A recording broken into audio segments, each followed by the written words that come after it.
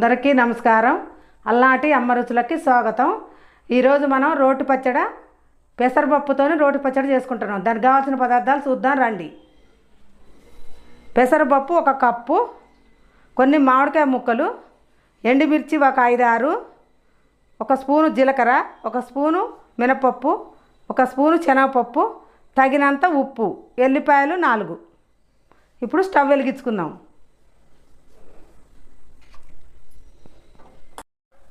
ఇప్పుడు కళాయి వేడైంది. పెసరపప్పు వేయించుకుందాం. పెసరపప్పు మంచిగా ఎర్రగా వేయించుకోవాలి, దోరగా.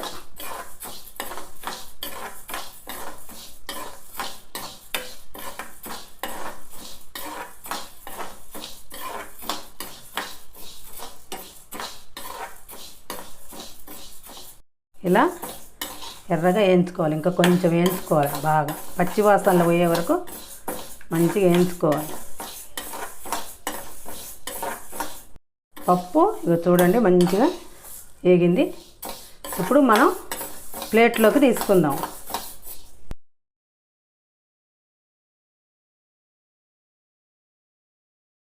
ఇప్పుడు శనగపప్పు 1 స్పూను వేయించుకుందాం. ఇగో మినపప్పు 1 స్పూను,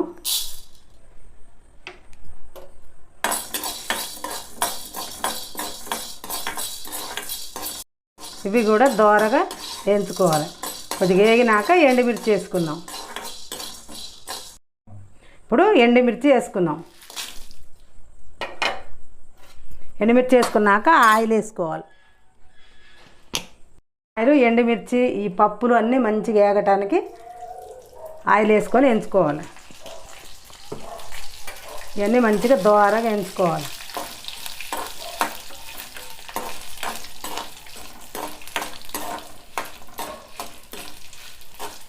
జీలకర్ర వేసుకున్నాం. జీలకర్ర వేసుకొని ఇది కూడా మంచిగా అన్నీ మంచిగా దోరగా వేయించుకోవాలి.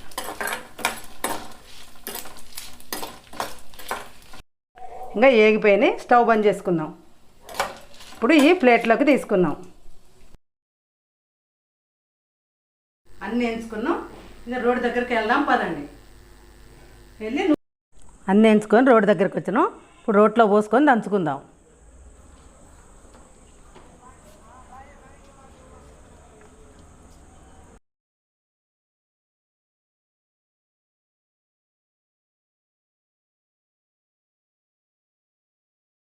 ఇప్పుడు ఉప్పు వేసుకున్నాం. ఉప్పు వేసుకొని దంచుకున్నాం.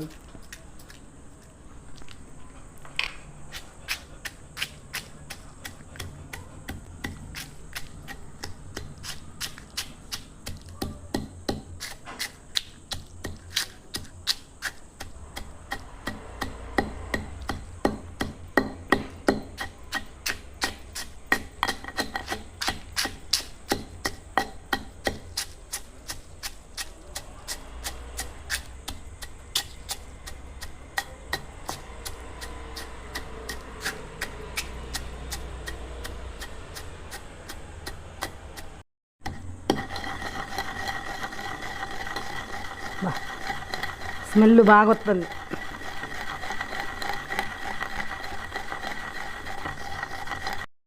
ఇప్పుడు మామిడికాయ ముక్కలు నానబెట్టుకున్నాం. ఈ మామిడికాయ ముక్కలు వేసుకొని కొంచెం కొంచెం నీళ్లు పోసుకుంటూ నూరాలి, లేకపోతే ఈ పెసరపప్పు మెదగదు. మామిడికాయ ముక్కలు వేసుకున్నాం. మీకు మామిడికాయ ముక్కలు లేకుంటే చింతపండు వేసుకొని నూరుకోండి. చింతపండు వేసుకున్నా బాగానే ఉంటుంది, టేస్ట్ బాగానే ఉంటుంది. బాగుంటుంది, టేస్ట్ మంచిగా ఉంటుంది. మీరు నూరుకోండి, చాలా టేస్ట్గా ఉంటుంది. కొంచెం ఇట్లా నీళ్ళు చల్లుకుంటూ నూరుకోవాలి. ఇక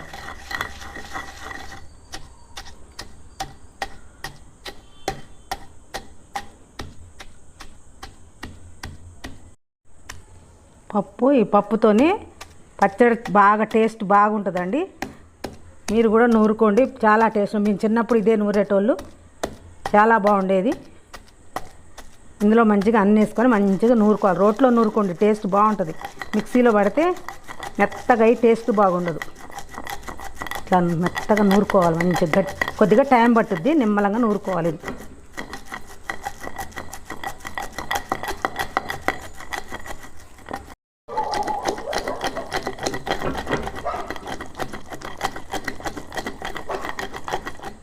ఇలా మెత్తగా నూరుకోవాలి. కొంచెం పలుకులు పలుకులు ఉన్నాయి ఏం కాదు, మంచిగా పంట కింద పడితే కడకట్లా కరకరలా ఆడుకుంటా టేస్ట్ బాగుంటుంది.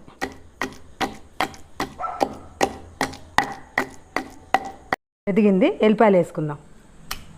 ఎల్లిపాయలు వేసుకొని మంచిగా అంతా కలవ దంచుకొని ఎత్తుకుందాం.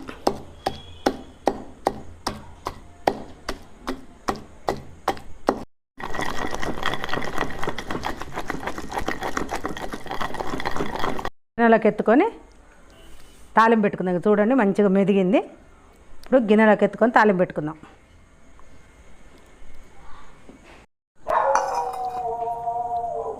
గిన్నెలోకి ఎత్తుకో.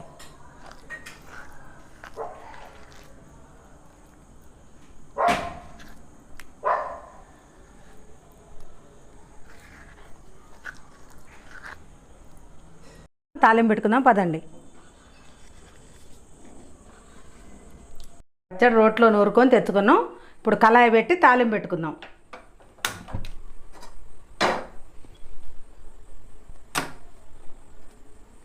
ఇప్పుడు కళాయి వేడైంది, ఆయిల్ వేసుకుందాం. తాలింపు కోసం ఆయిల్ వేసుకుందాం. నూనె వేడైంది, ఎండుమిర్చి వేసుకుందాం. ఇక తాలింపు గింజలు,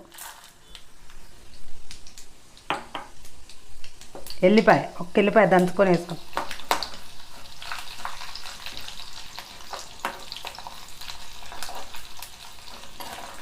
కరివేపాకు వేసుకుందాం.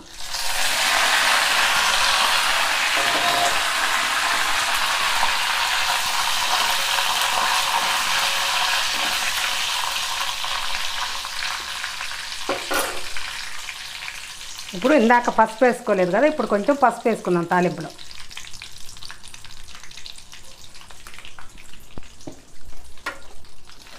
ఇప్పుడు స్టవ్ బంద్ చేసుకుందాం. పసుపు మాడుద్ది. స్టవ్ బంద్ చేసుకొని ఇప్పుడు గిన్నెలో పోసుకుందాం, పచ్చళ్ళలో పోసుకుందాం.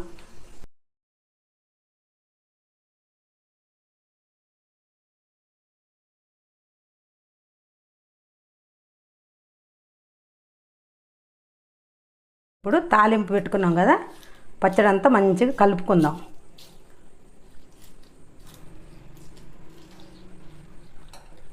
ఇదండి ఈరోజు పెసరపప్పుతోని రోటి పచ్చడి చేసుకున్నాం. చాలా బాగుంటుంది.